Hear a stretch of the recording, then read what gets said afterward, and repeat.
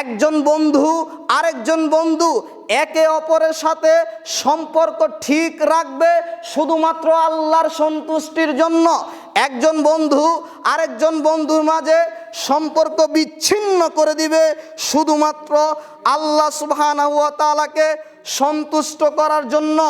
এমন সময় মাগরিবের সালাতে মুয়াজ্জিন আযান দিয়ে দিয়েছে, আপনি আব্দুর রহমান বললেন, আব্দুল কারিম মসজিদে আযান হয়ে গিয়েছে, আব্দুল কারিম চলো মসজিদে যাই, মুয়াজ্জিন আযান দিয়েছে, নামাজটা পড়েই ওদিকে যাব।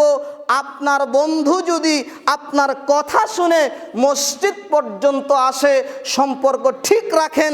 আর যদি মসজিদে না আসে, যদি বলতে পারেন যে তুমি যেহেতু আল্লাহর ইবাদত করো না, তুমি যেহেতু আল্লাহর দাসত্ব করো না, আজকে থেকে তোমার সাথে বন্ধুত্ব ছিন্ন করে দিলাম, আজকে থেকে তোমার সাথে বন্ধুত্ব ছিন্ন করে দিলাম, এ বলে যদি বন্ধুত্ব ছিন্ন করতে পারেন, তাহলে কিয়ামতের মাঠে আপনি আল্লাহর আরশের নিচে আল্লাহর মেহমান হয়ে ওই বিপদের দিন আপনি ছায়ার তলে থাকতে পারবেন।